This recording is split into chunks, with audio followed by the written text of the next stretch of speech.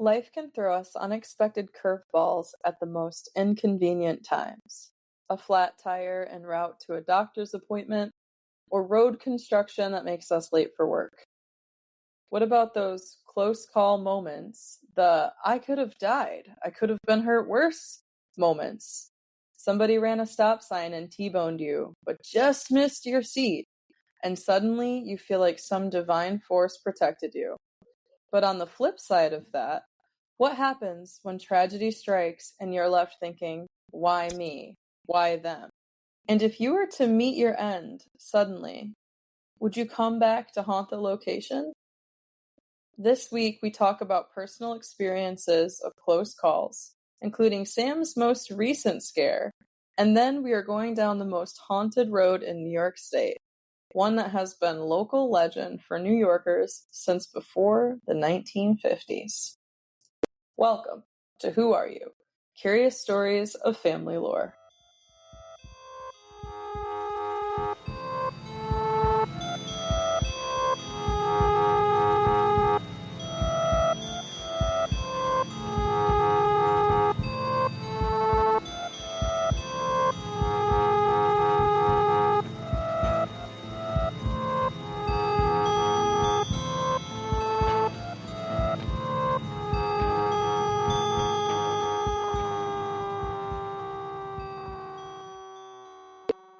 I'm Wheatsy.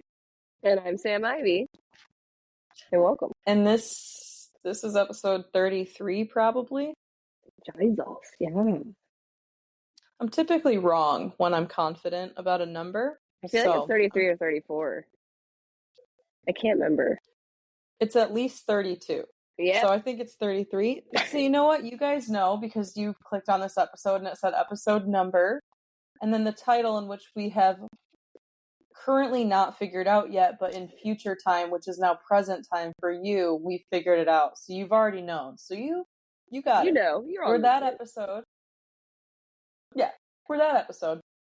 So today we're talking. We're kind of some stuff has been happening, which it always happens because this is life. But we were gonna record yesterday a totally different episode. And then I get a nice little text bright and early in the AM, yesterdizzle. Yeah, early in the AM, yesterdizzle. And that's where our story is going to start today. We're going to talk about what happened to Sam yesterday. And if you read the show notes, then you're like, I know what's up. If you didn't, surprise. We're talking car accidents and ghosts. Pants, the floor is yours. Side note, an intrusive thought before we get into what happened. You saying, like, we're going to talk about, maybe think of the scene from White Chicks being like, you want to talk about mothers. That's what I had going in my head. And that's why we're best friends. That's why we're best friends. Because that was so far away from my first thought. But it makes so much sense why it was yours. Because if you guys don't know Pants by now, Sam, she has, like, a memory when it comes to, like, pop culture, movie references, moments in movies, cinematic, just knowledge. She has it. And I do not. So that is I can thank hilarious. my father for that. That's hilarious. So anyways, yeah. Nice. I had to give you guys a little laugh there at first because I was definitely needed it. Yeah. After your day yesterday? Yeah. Dude, like, fam, y'all have no idea. So, I don't fucking care. I'm gonna say it. I am 28 years old. Been on this earth for 28 years. I've had my license since I was 17. Technically, didn't really drive anywhere until I moved back from Denver, because why would you drive in Denver? Everything's walkable.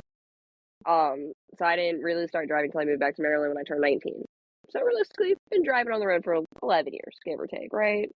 You know, we've all had our scares. We've all, hit our curbs, got a little dents here and there, things like that. This car I've had since 2019. It was my first car I ever got with my name on it. First car I've ever had to make payments on, big girl thing. Just paid it off this year. After January was my last payment. And I'm sorry. I feel like something always happens after you pay something off. Dude, and everybody I That's talked just, to yesterday said the same exact thing. The moment I said it's paid off, they go, "Oh, that always happens." I'm like, why? yep, Why? it literally does. Yep, and I'll mention my coincidence. Basically, my car died 3 months after, just in the parking lot. And so not the same, but like But just the paid it same. off, and then it was like, LOL, thanks for the money, bye, and died. Yeah, But and like, anywho's, I was planning on having this car for like until I basically would drive it into the dirt. Like that was my game plan. Now, I work at 7 o'clock in the morning. So I'm leaving my house around 6:30, probably at the latest, to do a 24-minute drive to work. And I don't know if it was just like my gut feeling yesterday when I woke up, but like I really was not feeling yesterday at fucking all. You know, hump day, Wednesday, all that shit, trying to get over it. Like I was just not in the mood. But whatever. I'm the supervisor of my department. I had to go in, I had to get shit done. So I was on the road where ChopCon is in my high school and I was passing it. Um, where this intersection is, it is a roundabout. So we all know how roundabouts work. You know, you got your like four ways. It's almost like a four-way stop, but a circle. well, you would think that we all know how I would hope if roundabouts you went to work. driving school and got your driver's license, you learned about roundabouts. Right, yeah. You'd And think, right? Yeah. I hope. If not, I'm very disappointed in society. Um, Yeah. but I get to the roundabout, right? And I do what you're supposed to do. I yielded. Like I didn't come to necessarily a complete stop, but I slowed down enough. I was watching, nothing was coming from the direction that I have to pay attention to for oncoming traffic. So then I proceeded to enter the roundabout. And as I'm mid circling, like I literally just have to go around and then curve to take the not the next left or next right, but the one after that. So literally a quick like boop boop, and I was gonna be going to work. Starting the turn, I didn't take the first right, but I was taking the second right, and I couldn't get to the second right, and the lady was coming through where she's supposed to yield, and she did not yield. She just decided to keep going as I am turning, and I went from going around the circle to being in the circle. Oh my gosh. So she like booped you into the center. Dude, like it happened so fast, and because it happened on my passenger side, like I was focused on driving because at that point other traffic's supposed to yield to me. Yeah. Like Yeah. I You as a had the driver right should of not have way. to worry about that because you have a sign that specifically says yield, Yeah. you know? Yeah. And she hits you in the passenger back seat, right? My whole passenger side basically. So like it's like the passenger side, but the front near the front tire on the side where like the lights are falling off or that light is falling off and it's dented in. Then if you like my passenger door was a little crunched, but not a lot. And then my back passenger door by where my gas cap is was literally looked like the scene from fucking Twilight where Edward stuck his hand through the fucking van to save Bella, like crunched in. But yeah, so I got knocked into the circle. She proceeded to pull over to this little auto body shop that was like directly across from the circle. My passenger side at this point was smoking in the front and it was getting warm in the car and my adrenaline was rushing and I was like, I don't want to be in the center because it's morning traffic. This happened at like 6:50 in the morning. And I was able to pull beside her at the auto body shop. It was Jimmy's auto body shop. And I got out of the car. I grabbed all my stuff, immediately turned it off because, like I said, it was smoking, getting warm. And I was just like, oh shit, it's going to burst in flames, you know? Like, I don't know. This is scary. And I went ahead and grabbed my stuff, walked out, and immediately, like a big ass baby, cried. And like I am just sitting there, like visibly, like shaking. Like I look like a puppy at the shelter, like just mind blown. And then looking at my car and looking at the damage and looking at her car and seeing the minimal damage. And like I even felt for Yeah. her because like she was dressed in scrubs, so like I assumed she was probably a nurse or something. She was headed to work, you know. Like I knew it wasn't Damn. nothing malicious. Like her front tire was top. She had a couple dents, but my car took most of the damage, obviously. But dang, the fact that she was a nurse, like, she's overworked. You know that she's working And I'm crazy such an hours. empath and empathetic that like if I wanted to be raw, I'm so angry. I was more just in shock and shook and I don't even care. Materialistic items don't mean shit to me. Yeah, it sucks. I just got done not having a car payment. Oh fucking well, if I have to get another one, such is fucking life. But Yeah. it just shook me. And what shook me even more was the fact it was who do I call? Who do I go to? Because my lifeline, my support line that I always had growing up for shit like this has slowly depleted over the years. especially Mm-hmm. for what I have locally in Maryland. Like, don't get me wrong, I have a lot of family in Maryland, a lot more that I Yeah. don't even know about. But my immediate, like, your emergency contacts, like, all of the people I would Mm-hmm. contact were either out of state or fucking hours away. Like my mom herself lives 3 hours away. And I do feel like that is a common thing that our generation experiences because our parents come from a generation of big families, staying together, Staying local. staying local, right? Like you don't move away. Like if you go to Mhm. college, it's maybe a local college or you come back or Mhm. it's just like it seems like somewhere along the lines there was a cultural shift in the idea of carrying on traditions and staying close and the family unit started to change. And I think you Mhm. really saw that in like the 60s and 70s, free love movement, drugs, LSD, acid, all of that transitioning I into actually, this. I feel like it was like after the baby boomers, you know, like Yeah, they're the baby like boomers after the ruined war it. and the baby boomers and stuff like era happened, like then you'll kind of see like a weird population shift on like families not getting as big and not growing as far and lines actually dying off and Mm-hmm. shit like that. And Yeah, but it. but what? Go ahead, sir. No, No, I, you're I, good. I thought you were done, so I was gonna start, but I don't want to cut you off. So No, keep you're going. good. My bad. No, you're good. I just that's something that I noticed. But I mean, luckily, when everything did happen, the nurse was super sweet. I was crying. I was looking at her. I was like, I'm not mad. I was like, I'm just really anxious right now. And she gave me a hug as she's on the phone calling the police officers. I sit there and I'm like, I want to call my mom. Like I would honestly back in the day used to always call Shirley first in times of need or times of stress, and I don't have her anymore to go to, so I have to go to my actual mom, which I'm not mad about. But my mom also lives 3 hours away. My mom also Yeah, has four other kids she takes care of, and I'm the oldest. I'm the adult. I'm supposed to be able to take care of myself, so I try not to bother her unless I absolutely have to. you Not made calling. her a mom. I You know. made her a mom. You are her baby. No matter how old you get, you are her baby. I am a mom. I don't care how old my child gets. That's my baby. I don't And care I won't if I understand that have feeling 13 until I have kids. a kid. Well, that might be true. But I just know that I just your mom listening is like, no, yeah, okay, Wheatsy's right.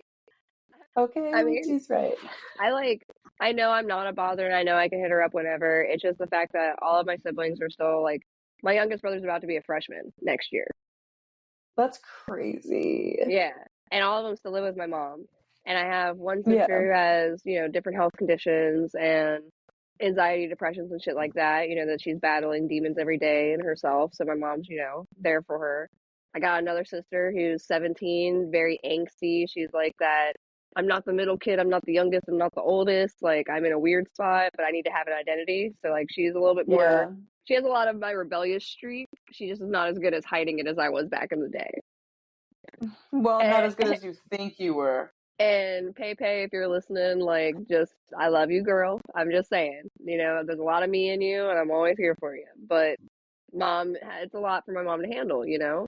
It's a lot of stress. And then you got my little brother who isn't as difficult, but his whole thing is he hates going to school. So, like, it's a fight and a battle. Like, there's a bunch of, like, things that my mom has to handle on top of my stepdad traveling because, yes, he's a retired Navy. Like, he was honorably discharged after 30 years because you can only serve 30 years in the Navy. Wow. Um, yeah, he still goes on like stuff for them though. He gets sent overseas to like I don't know represent talk. I don't know exactly what he does, but he still does like side work for the military. But my mom, so when he's not Nice. there, she has to take care of everything. So I really try hard not to, you know, like I'm the adult. I'm supposed to handle my shit.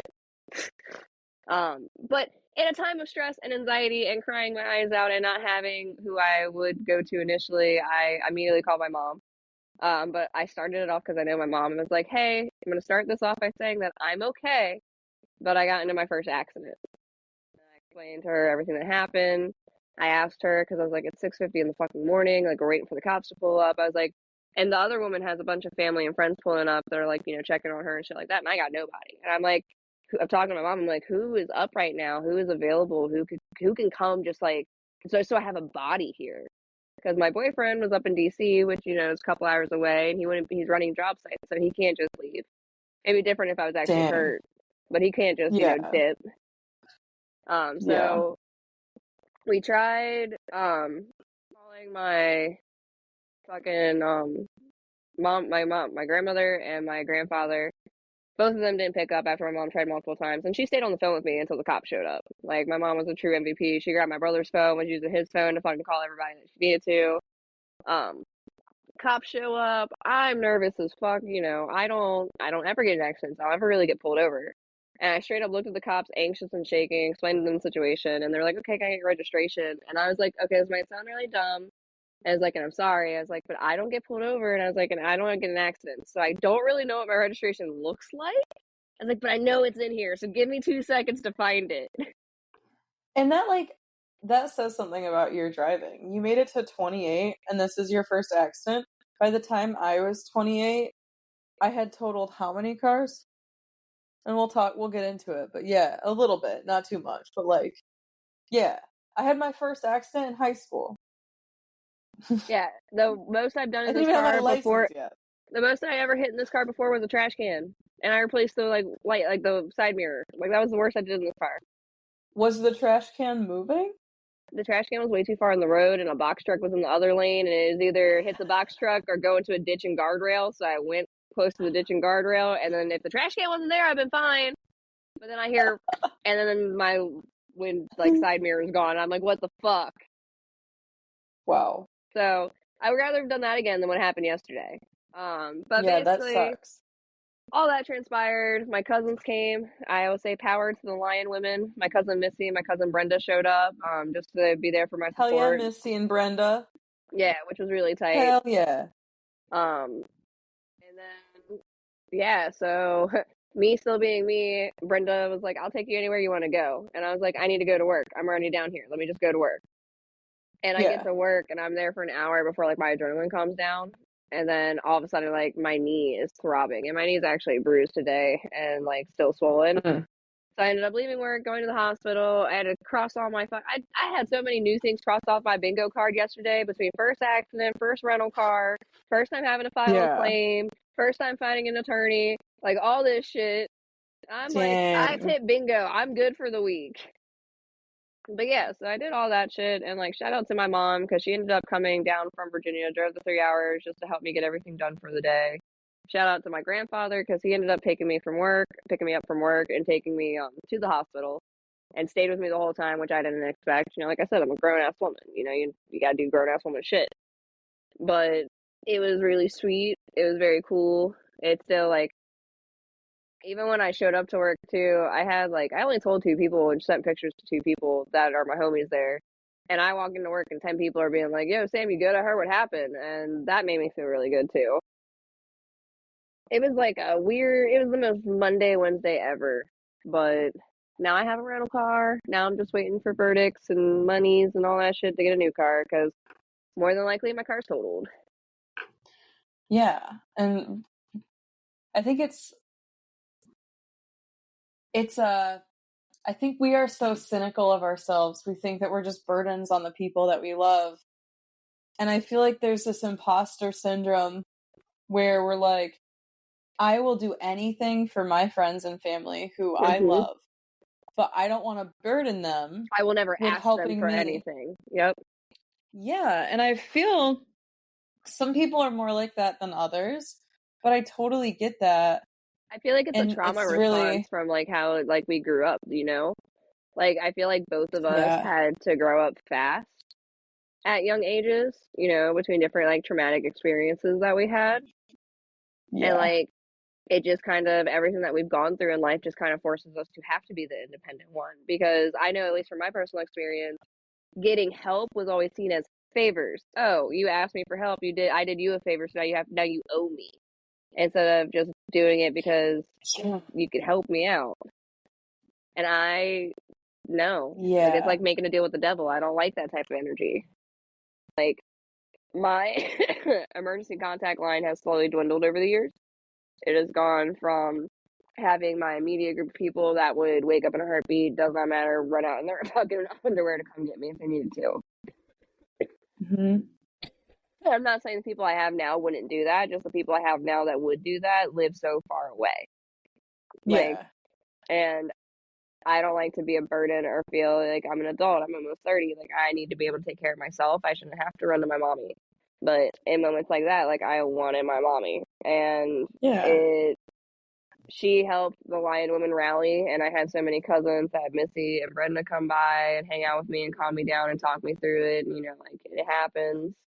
The only thing that sucks more about the situation is the fact the car was paid off in January. So, yeah, lucky me. Yeah. Um, But you also have to remember, like, I know you talked to in the recording that's probably now lost media, forever and always. You talked about how you're older than all your siblings and you have younger siblings and your mom has a lot going on at home, and so you feel like even though she would come, like you like that feeling of being I'm an adult, so I'm the oldest, so I have to set the example, I have to I be just don't perfect. want to be a bother, Like my mom, like you said, and like you said, I said, I'm the oldest of I have four other brothers and sisters. I got two brothers and two sisters, and like they each Yeah. have their own problems and their own things that they need help with and guidance and development. And I'm the oldest, and like they still live with my mom. They're allowed to still we're all still growing and evolving, but between my one brother who he's successful, he does his own shit. Like I will give my oldest younger brother, I'll say my oldest younger brother. Um, I'm not gonna drop his name just because I don't know how they feel about that, but Yeah. he is he's the most functioning adult out of all of them. He helps my mom the most and shit, and I give him credit there. But like he still when he needs something, mom's there and he can go to mom. He's younger than me, he's only 25. Then you got my Yeah. sister underneath of him who's about to be 21 or is 21. I think she's about to be. Um, and she has a lot of health conditions between like anxiety, depression, and all these other things. And like, you know, my mom has to be there for her because a parent should be there for their kid.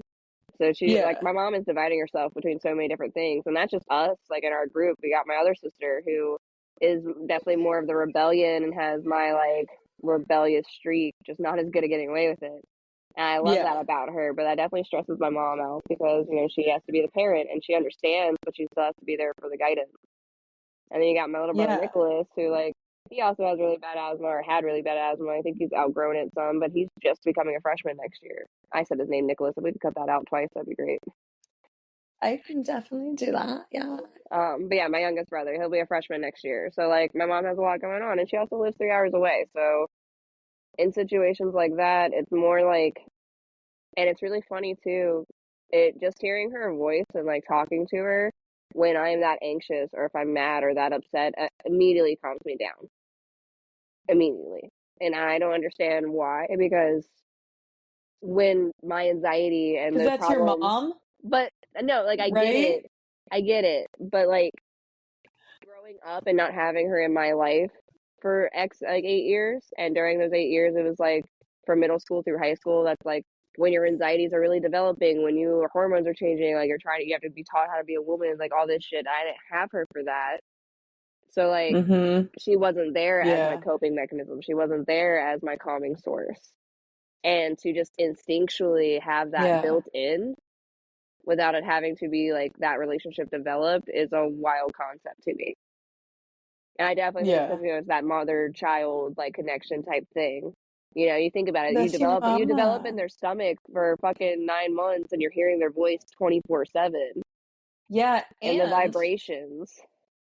and your DNA lives forever in the spine Yep. of your mom.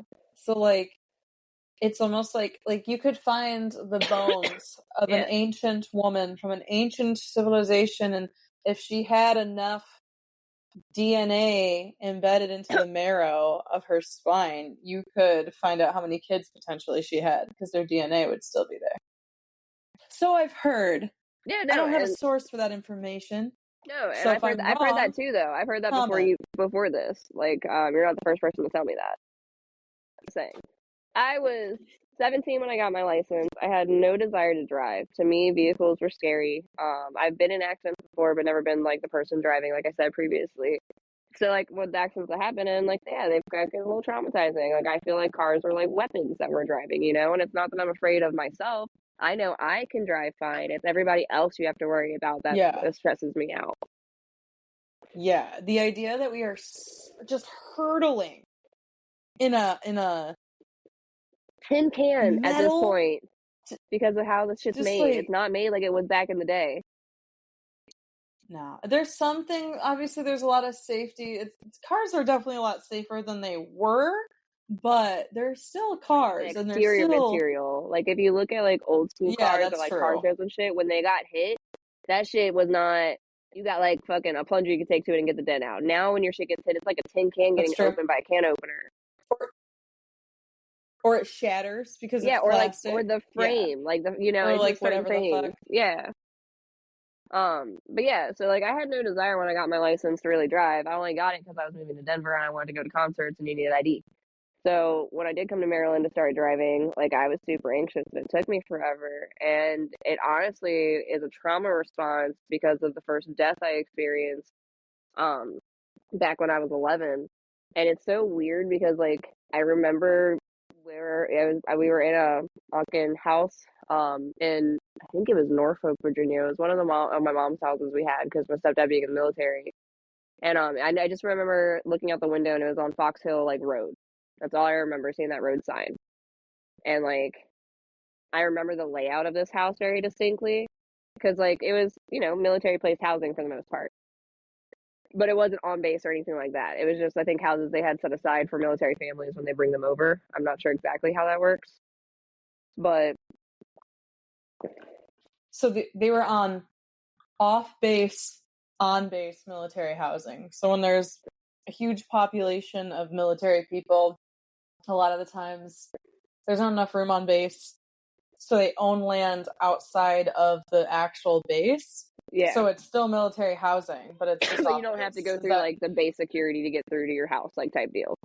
Yeah. yeah. But yeah, I just remember the house being on Fox Hill Drive. I remember it was only like one story. I remember it was like I think yellow too. But we pulled up in the driveway. You would walk in immediately when like the little mini foyer. We had like our DVD stacked up like down the halls and stuff. You had the living room to your left. If you walked straight and made a left, there was a little dining room with a kitchen and a little back door with a backyard. In between the living room and like where the dining room was, there was a door that we made into like an office playroom because me and my brother were young at the time, and I think my mom was either pregnant with my sister or she had been born at this time. I can't remember. Um, but we had our playroom. And then if you came back to where the living room was and walked straight down the hall, you had a bathroom to your left, you had my room to the right, you had my brother's room straight ahead, my mom and Kevin's room right next to my brother's, and then a little bedroom next to them on the other side that was my sister's like baby room basically, and then they had another bathroom.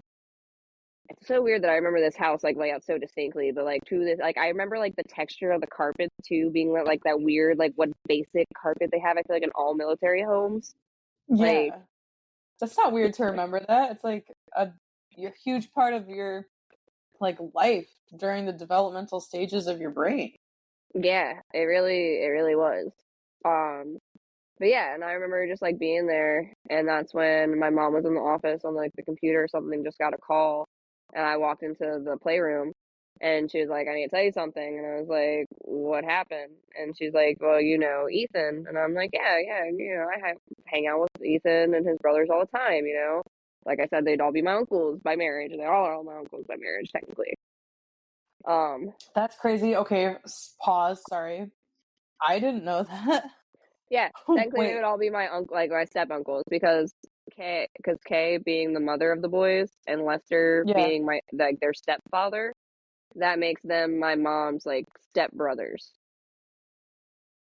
Whoa. which then would make them my step uncles. That is wild. I have never pictured Ethan as your step uncle. Well, when he passed away, it wasn't he wasn't they weren't married at the time. They didn't get married until you were there. Oh, Yeah, holy crap. that was when they got married. Lester and Kay. Wow. Wow. I remember that. Wow. Okay. Yeah, Wow. so my mom sat me down and she told me that Ethan had passed away in a car accident. She didn't want to give me details. I was 11, you know. She said that when I got older, then I can know like everything that really happened and stuff to that nature. And it's really funny because me being rebellious, like I bawled my eyes out when I found out, and then when I got back to Maryland to my dad's house, because split custody shit. My great grandmother Anna Lyon, rest in peace. She passed away a year ago, in April. She always had newspapers, and of course, like that incident, Ethan only being 16, and I'll read the articles after I tell this. Um, she had that article, and she knew I wanted to read it, and my parents didn't say anything about not telling me, but they both in agreement they didn't want to tell me all the details. But she gave me the paper and let me take it on the bus that morning, and I was able to like read everything. I got in a lot of trouble for that too, actually. My parents, Really? yeah, they were upset because they didn't like because of everything else in my life that caused me to grow up so fast. Picking which parents I want to live with at the age of 5, like dealing with all the stuff that I've dealt with. And this was when I was 11, so like they still wanted to try to keep Yeah. some of my ignorance, I guess. Your innocence, your childhood, Yeah, like, like yeah, all of it. yeah. So, and me being me, I like to know facts. So I was like, no, I loved him. Like, no, because I did. I used to hang out with the boys all the time. Because their Yeah. Kay's youngest son, James, was like a year older than me, but like in my same grades. Like we were basically going to every school together. So he was a homie. It went, Yeah. Kenny, Ray, Ethan, Thomas, James was kind of like the name of the boys. And, Okay. Thomas, like he kind of was the quiet one, did his own thing. He's really dope now, actually. He married my friend Haley's cousin, which is really funny. And has very Oh, beautiful wow. babies. He's very successful. Like he's cool as fuck. But I always hung out with James and Ethan, and they always bunked in the same room. Like they were just always my homies. Like Ethan was, I think, part of the reason why like I got the type into like skater guys because he was that swooshy haired, freaking, liked video games, nerdy, cosplayed, played guitar, skateboarded, and like that was a big part of like Yeah. my developmental range when being younger and being like, oh, this is like cool dudes, like this is like fucking sick, you know. Yeah. But I will say shout out to Thomas because he gave me my first Fountains of Wayne CD, and that got me in love with them. Like, Damn. Thomas. Hell yeah. so like I remember that distinctly. So still shout out there. But either way, so my mom told me, I cried my eyes out. I got the newspaper article, I read it, and I guess I'll read you guys what the article says now. And this is the same article that you read when you were 11 after it happened? I think the newspaper article is more descriptive, but I couldn't find the exact newspaper.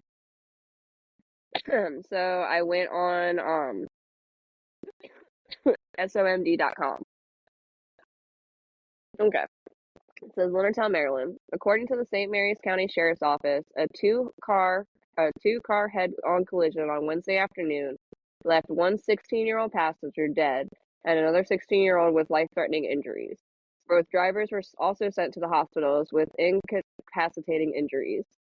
On Wednesday, April 4th at 4:01 p.m., Sean T. Gibson, age 17 of Mechanicsville, Maryland, was driving a 1998 Dodge Neon westbound on Sunnyside Road in Clements, Maryland, near the intersection of Colton's Point Road, which I think is really funny because where I had my accident was also in Clements, Maryland, and also near Colton's Point Road.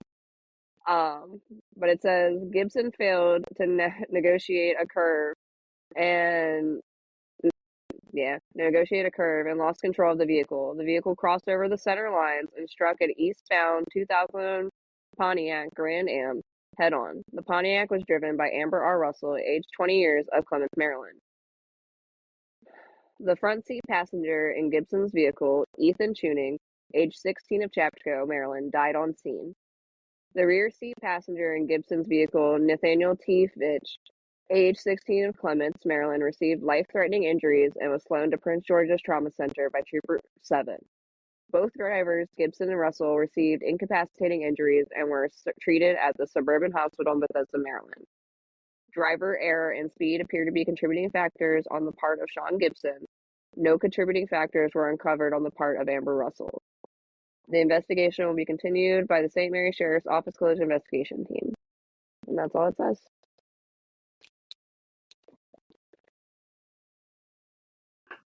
So it was Ethan's friend's fault?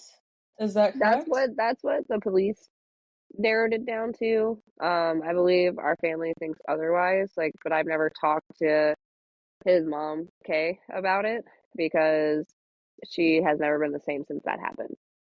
That's crazy. So he died on on scene. Like impact on scene. And he was in the passenger side, and that's why I think this whole accident with mine is really ironic. Like I said, I was on Colton's Point Road. I was near an intersection. It was my passenger side that got hit. Yeah, that is And it was the anniversary of his death last month because he died on April 4th. wow. And May 4th was Monday, so it's almost a month later. Or a Yeah, little over a month later. yeah. That is so eerie. And I was I don't know where this reminds me of I watched this somewhere and I can't remember where I watched it, but there was this story about how oh my gosh. Basically like somebody predicted like an accident because the same accident like happened at the same intersection. I can't remember all the Yeah, no, no, details. no, no. I've heard stories like that too, though. Yeah, where it's like a Like it's like time the loop or same, something. yeah, like where it's like the same scenario of the accident happened over and over again in different like decades or other things like that. I've seen it in movies. I've heard about it in a documentary because they've talked about like certain things. Because like I feel like that's why certain areas are possessed by certain creatures, or not creatures, but certain spirits. And that's why, like you Yeah. said, like a kind of like a time loop. Like there's a certain energy in that specific spot. Like, in hotel rooms where they say like, no one can stay in room 13 because room 13, all the spooky shit happens. And it's like, yeah, like have Yeah. movie reference because of my pop culture shit. Have you ever heard of the movie 1408? Yes, I have. It's about that hotel room. I think I've seen it where Yes. crazy things happen. Yes, where he stays in the room where there's been like 20 like different suicides or murders or something that's happened there. And it's literally like a whole possession of the room. But that's the point. It's like that type of energy. Yeah. Like, Um it's interesting that you say that. So that kind of leads us into the next transition because this episode is really kind of about coincidences, talking about your accident, and then I wanted to share this story before we close. Because we're talking about, energies. And in the intro, it talks about would you haunt a place if something were to happen to you? And maybe Ethan was protecting you from being more seriously hurt. Maybe you just never know. Like little coincidences like that. Like I'm grateful you weren't more hurt and that you were able to get to a safe place and go to the hospital and everything turned out okay. Where we just heard with Ethan, 16 years old, his whole life ahead of him, yeah. suddenly just killed. And I wonder, this reminds me of my friend Ryan, who also died at 16. And I just remember the tree that killed him. Mm-hmm. Like the teenagers of that town, we worshipped that tree. We Yep. left gifts there. We cried there. We had a candlelit vigil there. We like worshipped this tree. We embedded all of our love and our grief into that tree, and then they chopped it down.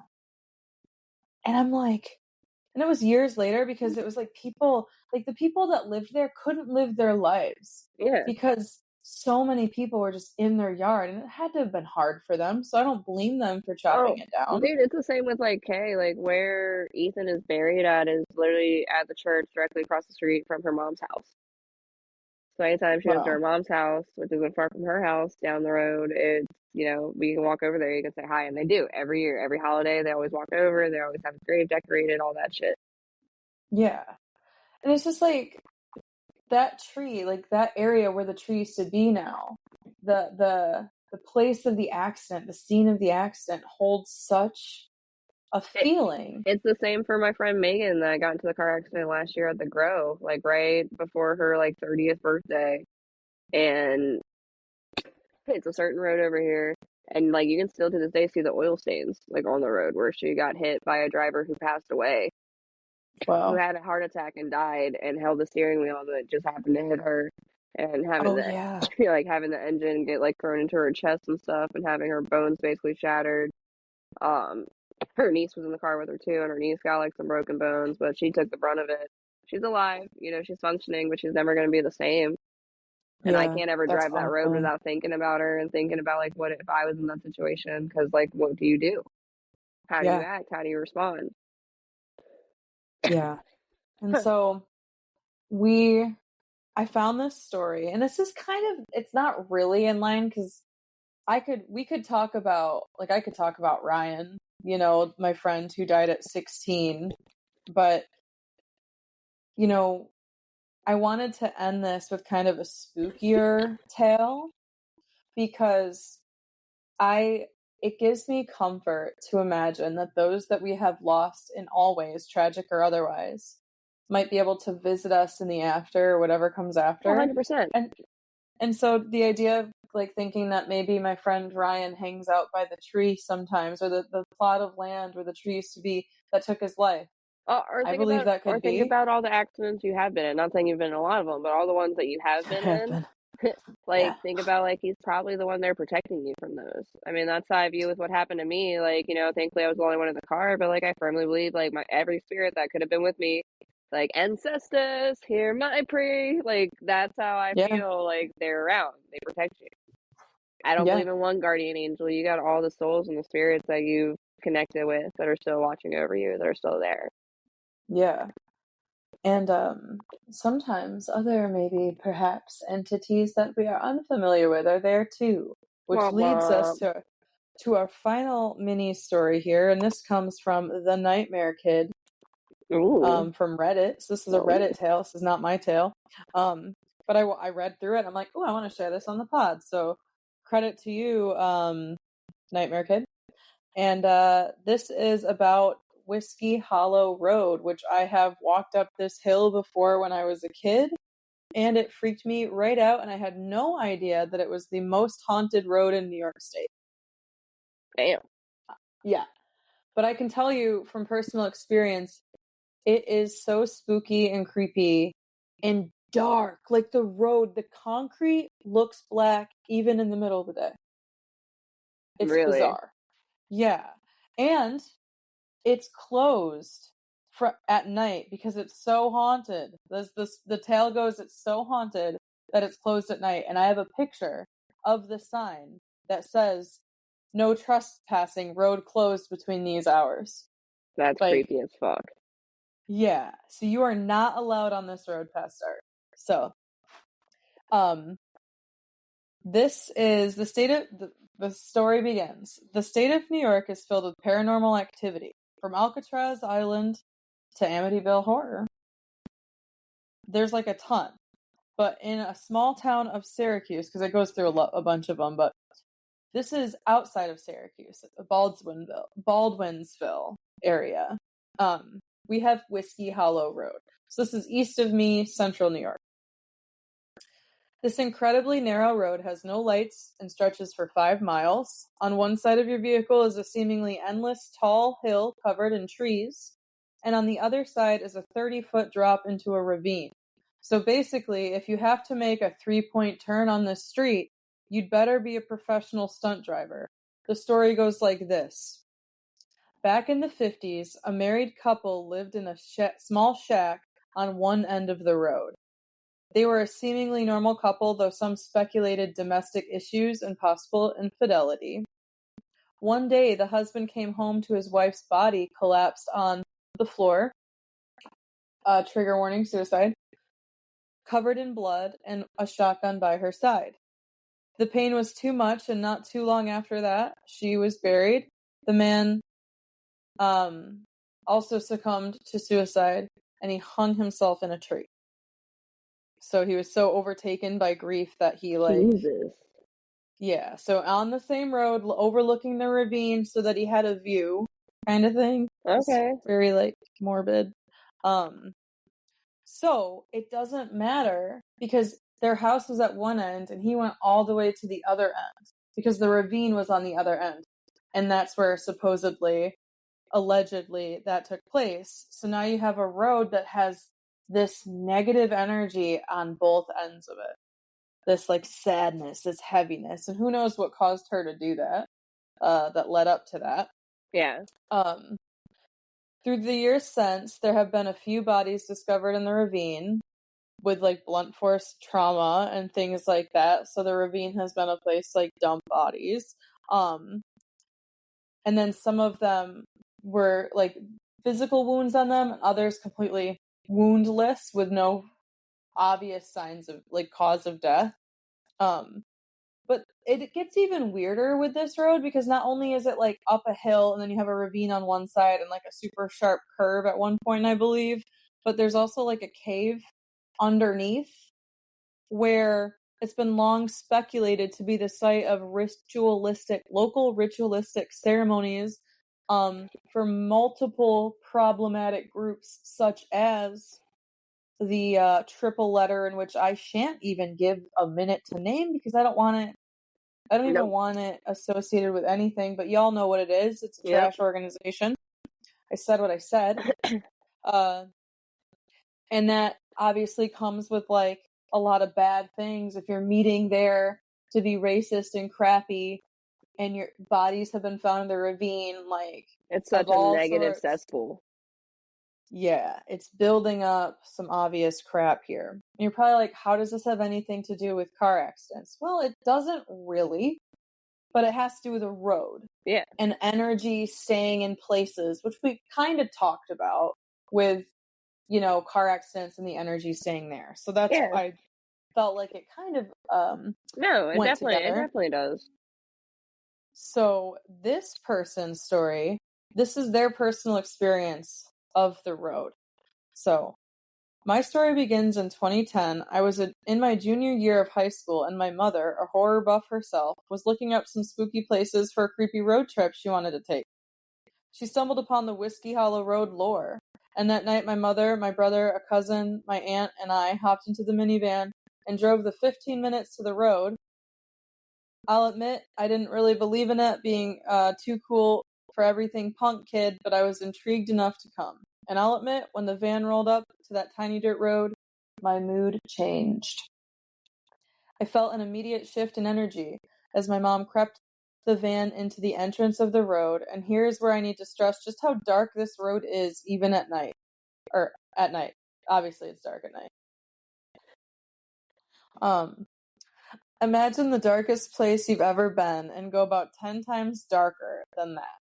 Headlights are barely useful, and honestly, you can only see about 2 feet in front of you, your vehicle, even when your high beams are on. Just before we rolled in, a pickup truck whipped around us and flew down the road, and I mean flew. He had to have been going about 60 on the street. That realistically going 20 would be risky. I fully expected to see his truck flipped over in the ravine across the street. As we entered, I mean. The road is pitch black and shockingly quiet. You know when you used to play hide and seek and would hide in the closet or another small space and you could hear your heart beating and your lungs making air for you? Yeah, it was that quiet. We shined flashlights through the trees as we passed, and we got our first glimpse of the cave in real life. There's some dark energy in that cave, man. All in all, the drive was not terrifying. We made it to the end of the road, and just as we were about to clear the trees, a burst of light shot across our eyes. We squinted to see the pickup truck sitting at the end of the street, facing us, as if it was waiting to see if we would make it out. We pulled out onto the regular road, and this guy takes off down Whiskey Hollow again. To this day, I don't know how he did it. The next day, my mother was disappointed that nothing super spooky happened, and we decided we would head out in the daytime to see what the road looked like lit up. We rolled into the entrance, and yes, it was a lot less unsettling. But then again, isn't everything less scary when the lights are on? No, not if you're Pennywise. He's a lot more scary with the lights on. Yeah, he's fucking terrifying. Lights on or off. Okay, the silence was still there too, which shocked me a little. Not a bird or an owl. As I'm writing this, I realized I never once saw an animal in the woods, which for upstate New York is pretty odd. Usually in dense woods, you see a chipmunk or even a garden snake, but nothing. You'd at least hear some birds, you know? Mom decided to pull up to the cave, and we all got out to inspect it in the daylight. It wasn't as deep as we thought it would be, but there was some disturbing things inside. a small baby blanket with suspicious stains and a rattle with some colorful beads inside it, some alcohol cans, and an old lighter. When I saw the blanket, I felt a knot in my stomach. My mom brushed it off, and we went on with the rest of the day. That would disturb the living fuck out of me. Dude, that would like traumatize me. Fuck. My mind would be thinking every scenario. Mine is right now. Oh my god. Yeah. That's all. I don't like that. Flash forward to my senior year of high school. I was hanging a lot with a cousin who was not only a bad influence, but didn't give half a thought to anything paranormal. However, was getting into full baby witch mode this year. I learned to use a pendulum for communication, candle work, and some light palm reading. So we're hanging with a mutual friend one night and we're bored. My cousin, let's call her Marie, says she wants to do something creepy. Our friend, we'll call her Kelly, says she heard about a haunted road somewhere. I butt in and I give them the whole story of Whiskey Hollow. And we're off. The whole ride we're listening to music and having typical teenage fun. But in the minute we approached the cross street, it was like my body could sense the energy again. I was in the back seat and was playing it cool as we pulled into the beginning of the road, but I felt the energy shift hard. It was sunset hour, golden hour. Sunset hour, golden hour, same day. So we had some light, but I knew our time was limited. We're rolling through, and I reiterate the story again as we pass the trees. Marie is mocking everything and calling bullshit, but Kelly is listening, and as we approach the cave, she excitedly points it out, and we stop the car. We approach the cave. The road is silent as usual, and our feet crunching the leaves seem to echo in its vast space. Marie walks straight into the cave like the horror movie cliché she is and kicks at the dirt, talking shit, just being your standard non-believing jerk. Their words, not mine. I tell her to chill, because if there are any spirits here, child, Daddy, she's being disrespectful. chill. Sorry. Daddy, child, you're good. Because she's being disrespectful, which just fuels their fire and fuels her fire, and she continues to be a dick. Kelly and I are standing on a large rock, just watching her be an idiot, and as I open my mouth to tell her to stop again, something happens. Without anything touching us, both mine and Kelly's knees buckle, as if someone hits the backs of our legs, and we fall into the grass and leaves. We whip around, terrified, and fully expecting to see a deranged mountain man standing there, but there was literally nothing. Marie laughs at us for falling, and we insist that something pushed us as we rub the grime from our jeans. Marie calls bullshit and heads back to her car. As she walks down the hill, Kelly and I try to figure out what the hell just happened and examine the rock, which was completely flat, so it's not like gravity took us down or we lost our footing. Oh my god, Marie screamed from her car. We race towards the vehicle and ask what happened. She fumbles her words, telling us to get in the car now. She says that when she opened the door, a bright white light dashed across the front of the car. It was too solid to be smoke. Oh my gosh, there's a lawnmower outside right now. You can probably hear that. But oh well, there's a lawnmower, guys. Oh yeah, it's still there. Alright, so where was I? It was too solid to be smoke, but not fully shaped to be a figure. I wondered for a split second if she was messing with us, but her face was pale and had no color. She had never looked like this. She seemed actually worried. Kelly hopped into the front seat and I slid into the back. Marie started the car, and as we pulled away, I couldn't help but give one last look to the cave. And I saw something. There was a figure crouched down on the top of the cave.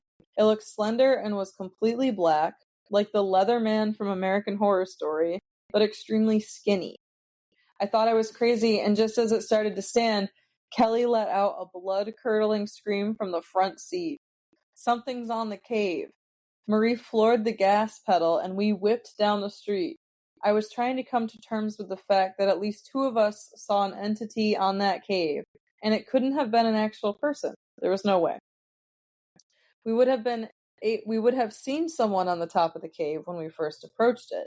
This wasn't a person. It was a thing. Marie shouted her mother's address to the car's GPS system and it began routing us away from the haunted road. The navigation voice would chime in, directing Marie's turn as we tried to explain the figure we saw. Then, the GPS said, "Turn right." Marie was so frazzled from her own experience and was avidly listening to ours that she just turned without thinking. And when we looked out the front window again, we were back at the top of Whiskey Hollow Road. The GPS brought us back to the top of the road. We couldn't turn around. We had to drive down Whiskey Hollow again. "What is wrong with you?" Marie is glaring at me from the front seat. "What?" I answer. "Why are you acting like that?" I had no idea what she was talking about. I then looked out the windows and saw that we were parked at a pizza place in Marie's hometown. How did we get here? I thought. Marie then explained to me that the entire ride back I was silently giving her a death stare through the rearview mirror and wouldn't speak when she tried to talk to me. I'd only smirk. I've thought for years. Oh, wait, hold on. I would only smirk. Where was I? Missed the line. I would only smirk, and apparently on the highway I tried to open the door, fumbling with the lock and handle, but she had the child lock on. I remembered none of it. My point of view, we turned down Whiskey Hollow for the second time, and then we were sitting in the parking lot. I've thought for years about what the occurrence was all about, and the only thing I can think of is that something noticed me when I first visited with my mother, and when I returned with my cousin and friend, it recognized and latched onto me. And possibly, because my cousin was mocking and kicking things, it was going to use me as a vessel to attack her. I refused to return to that place and wonder if the entity that got inside me, this entity that stood on top of the cave, was the same thing that drove that couple in the 50s to do what they did on each side of Whiskey Hollow Road.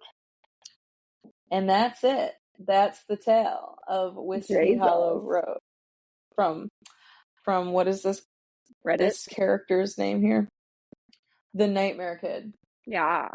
Damn. So, yeah, that's a whole episode, guys. We're 44 minutes into the second recording after a 30-minute recording, so I think we're gonna call it. I think so. It's all done. But it's kind of an all over the place episode where we're just talking and sharing. So hey, it's life, dude. It's what's currently happening. It's what's happened before. It's other people's experiences. Energy's everywhere, and count your blessings. Thank out for them. Like, I'm thankful that my shit wasn't as bad as it could be. Material items are replaceable. yeah, yep. And I'm grateful that you're still here, and I'm also grateful that we got to talk about Ethan and Ryan a little bit and share a little bit of lore from Whiskey Hollow Road, which I feel like it's my uncles or the generation before me talked a lot about this road. Yeah, no. I mean, it's local lore, dude. That's what this shit's about. That's what we're about. Yeah. And thanks to Nightmare Kids on Reddit for the story. Yeah, for real, dude. That was deep. That was interesting. Had me fucking thinking. Yeah. I wonder about ghosts and entities, possessions. I can't disprove any of it. I can't prove any of it. But I'll entertain it, that's for sure. Fuck yeah. I'll be respectful because I'm not getting possessed. And if I get possessed, then I mean, I shouldn't say, I don't want to jinx it. Oh my god. Knock on wood. Ow! Hurt my hand earlier and I just knocked on the spot I hurt. But anyways, any final thoughts for the listeners, man? All I gotta say is, dude, just be cautious, man. Like, don't be like the driver that hit me. Don't rush. Your life is more precious than, you getting docked a point at work or something for being late. You can do things to avoid that. Just be cautious. Be, considerate of others. Yep. Drive safe. Yeah. And always double check because you never know when someone's not going to be paying attention and you're going to be in the wrong place. And also, make sure you tell your loved ones you love them as much as possible because one day they might walk out that door and never come back. Yeah. Yep. Don't take any second for granted. And if somebody says there's a ghost somewhere, just err on the side of caution and believe them. Yeah, maybe bring some sage. Maybe bring a cross or something. Something to protect yourself if you're going to go check it out. And also, Never stop asking yourself, who are Who you? are you? Who art Who thou? art thou? Bow I'm gonna save bow. gender.